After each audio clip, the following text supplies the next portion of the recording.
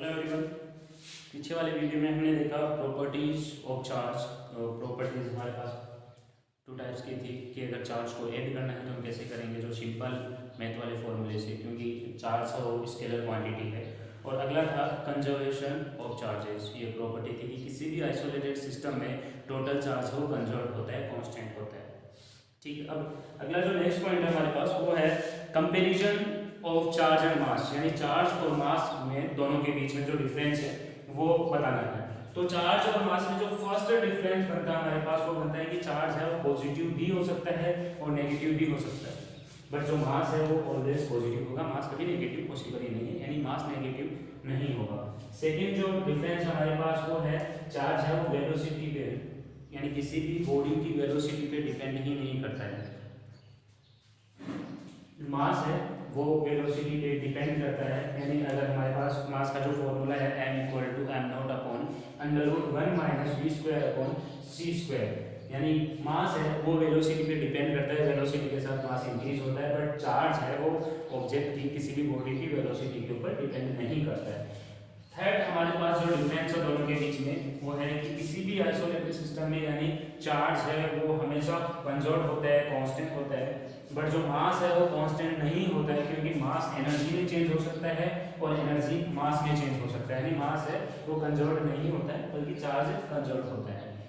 Fourth जो difference है दोनों के बीच में वो है कि फोर्स जो अप्लाई होता है दो चार्जेस के बीच में वो अट्रैक्टिव भी हो सकता है, रिपल्सिव भी हो सकता है। हमने इस बारे में पहले ही डिस्कस किया है कि अगर सेम चार्ज है दोनों, सपोज फर्स्ट और सेकंड दोनों ही चार्ज पॉजिटिव है तो इनके बीच में जो फोर्स लगेगा वो रिपल लगेगा, और अगर एक पॉजिटिव और दूसरा नेगेटिव है तो अट्रैक्टिव फोर्स का होगा। तो जो फोर्स है चार्जेस के बीच में, चार्जेस की वजह से दो चार्ज के बीच में जो फोर्स लगता है वो अट्रैक्टिव भी हो सकता है, रिपल्सिव भी हो सकता है, दोनों नेचर के फोर्स हो सकते हैं। बट जो मास है उसमें ऑलवेज अट्रैक्टिव फोर्स होता है, क्योंकि मास की वजह से जो फोर्स लगता है वो फोर्स है ग्रेविटेशनल फोर्स, और ग्रेविटेशनल फोर्स का जो नेचर होता है वो हमेशा अट्रैक्टिव नेचर का होता है। फिफ्थ जो डिफरेंस है दोनों में कि चार्ज है वो बिना मास के एग्जिस्ट ही नहीं करता, can not exist without mass.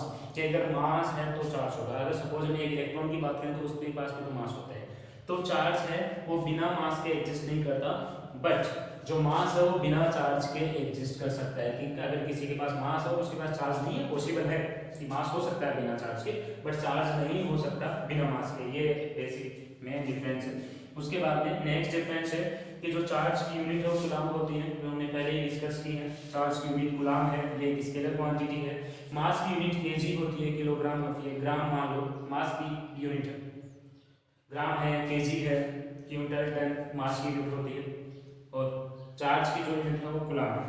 Seventh है कि चार्ज जब एक्सेलरेटेड होता है किसी एक वेलोसिटी के साथ या कांस्टेंट वेलोसिटी के साथ उसको एक्सेलरेट किया जाता है तो रेडिएशन एग्जिस्ट कर रेडिएशन इमिट करता है। चार्ज है वो रेडिएशन इमिट करता है, बट अगर मास को एक्सेलरेट कर रहे हैं तो वो कोई भी रेडिएशन इमिट नहीं करेगा। तो ये बेसिक डिफरेंस है, 7 या डिफरेंस है टोटल चार्ज और मास के बीच में। ये जनरली ऑब्जेक्टिव क्वेश्चंस इनमें से पूछ लेते हैं, तो ये ध्यान रखना है।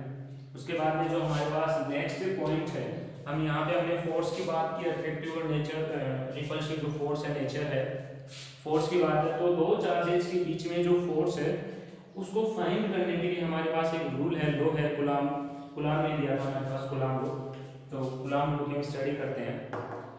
तो कूलाम लो नेक्स्ट जो अपना पॉइंट है कूलाम लो, यानी दो चार्जेस के बीच में जो फोर्स फाइंड करना है, तो फोर्स हम फाइंड कर सकते हैं कूलाम लो की हेल्प से। तो अकॉर्डिंग टू कूलाम ने क्या लो दिया है कि अगर टू चार्जेस है हमारे पास, टू चार्जेस गिवन है, suppose q1 and q2, two charges हमारे पास, दोनों की जो बीच की डिस्टेंस है वो r डिस्टेंस है, तो इन दोनों पे जो फोर्स लगेगा F, फोर्स को रिप्रेजेंट करते हैं F से।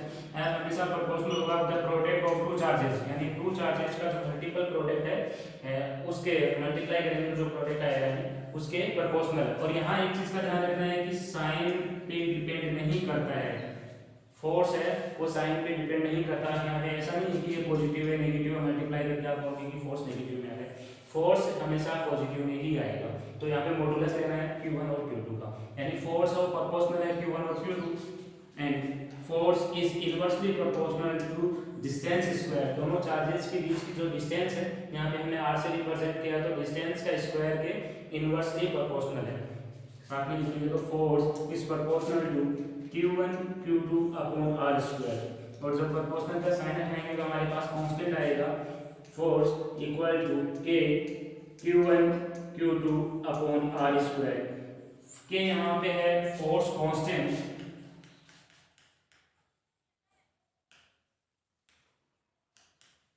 फोर्स कांस्टेंट के की वैल्यू है 9 × 10⁹। अब अगर के की हम यूनिट की बात करें कि के की यूनिट क्या होगी तो इसी फॉर्मूले से हम यूनिट फाइंड कर सकते हैं। फॉर्मूला हमारे पास फोर्स इक्वल टू के q1 q2 upon r square. Force की यूनिट है न्यूटन, के की हमें फाइंड करनी है, चार्ज की यूनिट है coulomb, second charge same charge की यूनिट कूलम है तो कूलम इनटू कूलम यानी कूलम स्क्वायर अपॉन डिस्टेंस, और डिस्टेंस की यूनिट होती है मीटर, तो डिस्टेंस स्क्वायर मीटर का स्क्वायर, यानी के की यूनिट हमारे पास आ जाएगी newton metre square upon coulomb square. तो यहाँ पे आ जाएगा newton metre square upon coulomb square. तो ये के की यूनिट हो गई यहाँ पे। तो जो के है ये कांस्टेंट है, फोर्स कांस्टेंट है और इसकी यूनिट है newton metre square upon coulomb square, जिसकी वैल्यू है 9 × 10⁹। और कांस्टेंट की अगर वैल्यू की बात करें तो कांस्टेंट का फॉर्मूला है यानी कांस्टेंट की वैल्यू है 1/4 पाई एप्सिलॉन नॉट, और यहाँ पे जो एप्सिलॉन नॉट है वो परमिटिविटी है, सॉरी परमिटिविटी है एप्सिलॉन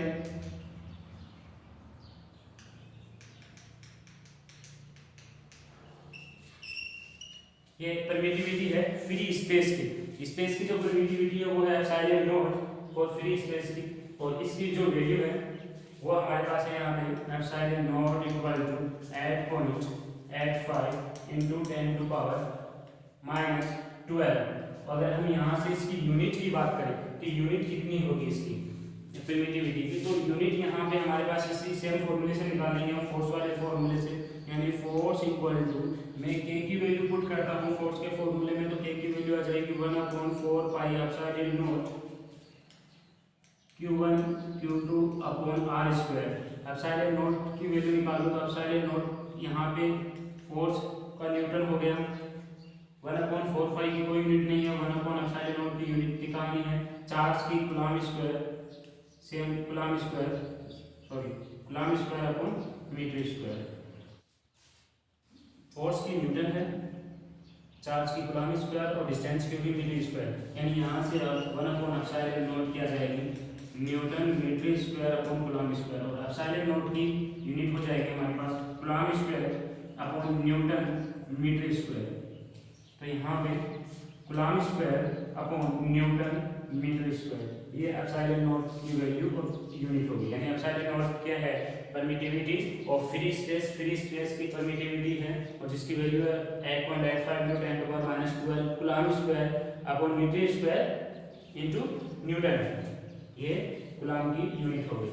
अब हमारे पास एक पॉइंट आता है सिंपल सा कि अगर बोथ चार्जेस के जो दोनों चार्ज है फ्री स्पेस में, और फ्री स्पेस की बजाय अगर इसको किसी मीडियम में हम फिल करते हैं, मीडियम में रख देते हैं, या ऐसा सिस्टम है जहाँ चार्ज है उसके अंदर मीडियम को फिल कर दिया, कोई भी डाइलेक्ट्रिक कांस्टेंट या मीडियम फिल किया, तो फोर्स पे इफेक्ट होगा, और इफेक्ट होगा तो कितना होगा, तो ऑब्वियसली फोर्स पे इफेक्ट होगा। तो देखो फोर्स पे जो इफेक्ट होगा उसे फाइंड करते हैं। जो फोर्स का हमारे पास फॉर्मूला था F equal to 1/4 pi epsilon naught q1 q2 upon r square. Epsilon naught के साथ में एप्सिलॉन r की आ जाएगी 1/4 pi epsilon naught epsilon r q1 q2 upon r square, और ये किसी भी मीडियम एंड बहुत चार्ज किसी मीडियम में प्रेजेंट है उसके ऊपर फोर्स लग रहा है तो उसको F मीडियम से रिप्रेजेंट करेंगे। और इन दोनों के बीच में अगर हम डिफरेंस देखें तो डिफरेंस अगर हम डिवाइड करना चाहेंगे तो F/Fn equal to 1/4 pi epsilon naught q1 q2 upon r square upon 1/4 pi epsilon naught into epsilon r q1 q2 upon r square, cancel out हो जाएगा। F equal to Fn into epsilon r।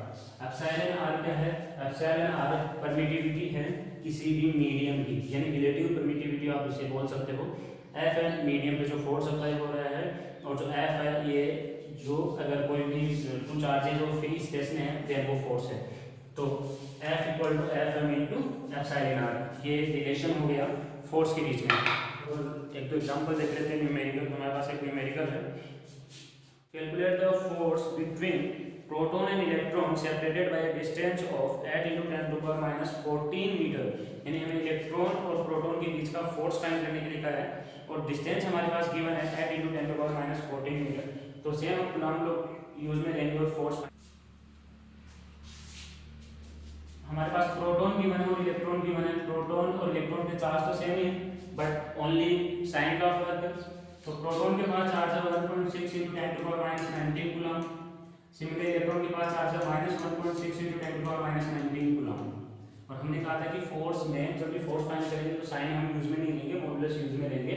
और दोनों के बीच की distance given है हमारे पास 8 × 10⁻14 मीटर, 8 × 10⁻14 मीटर। तो फाइंड करते हैं। हमारे पास फॉर्मूला है F equal to K Q1 Q2 upon R square.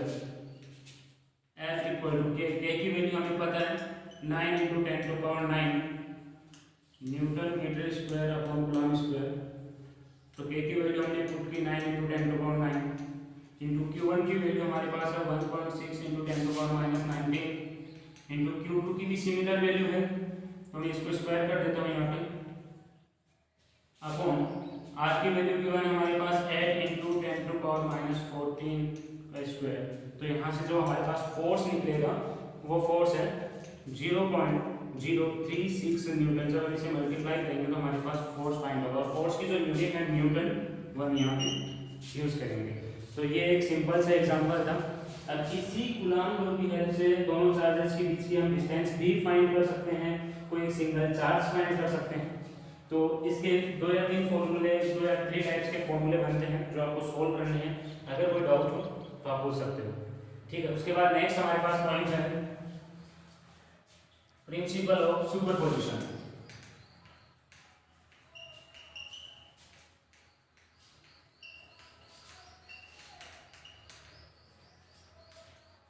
Principle of superposition यानी आप सिंपल सा बोल सकते हो टोटल चार्ज मल्टीपल चार्जेस की वजह से, सॉरी टोटल फोर्स पूछा है मल्टीपल चार्जेस की वजह से। तो देखो इसको,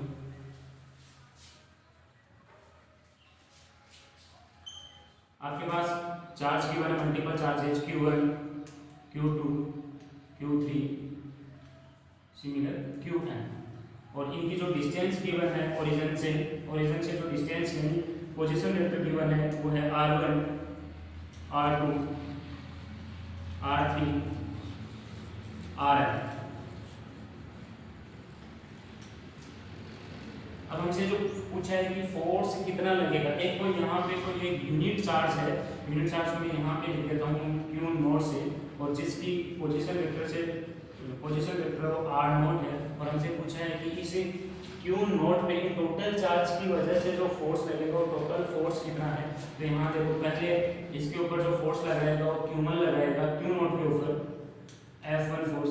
सिमिलर यहाँ पे ये F2 लगेगा, F3 सिमिलर Fn। यहाँ अगर n charge number of charge कितने ही हो उनके ऊपर जो फोर्स लगेगा हमें टोटल फोर्स फाइंड करना है, वही है सुपरपोजिशन। तो सबसे पहले अगर हम F1 फाइंड करें तो देखो यहाँ पे F1 क्या है, F1 फॉर्मूला के Q1 की जगह हमारे पास क्या है Q0, Q2 की जगह है Q1 अपॉन R स्क्वायर, दोनों के डिस्टेंस का स्क्वायर, और दोनों के बीच की डिस्टेंस क्या है Q1 की हमारे पास डिस्टेंस है वो, सॉरी पोजीशन वेक्टर है वो R1 है, और Q0 का जो पोजीशन वेक्टर है वो R0 और Q1 का R1 है, और Q0 क्या है R0। तो इन दोनों के बीच की डिस्टेंस देखेंगे तो वो डिस्टेंस हो जाएगी R10।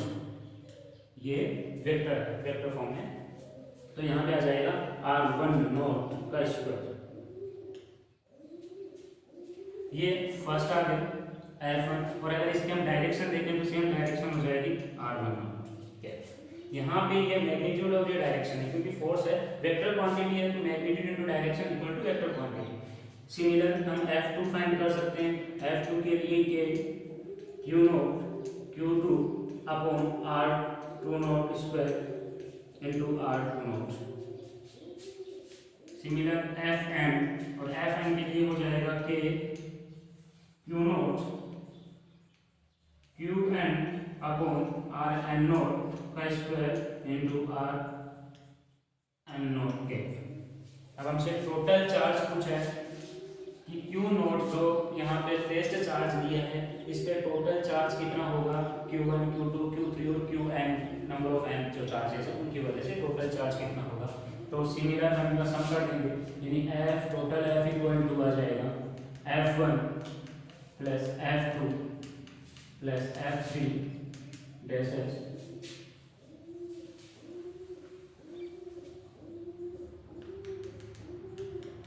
Fn।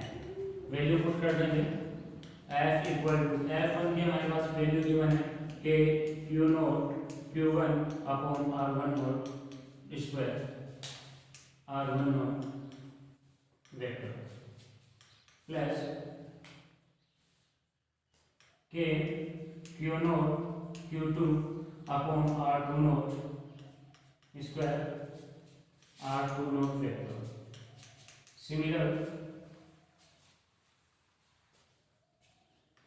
के Q naught Qn upon are N naught square into are N naught vector.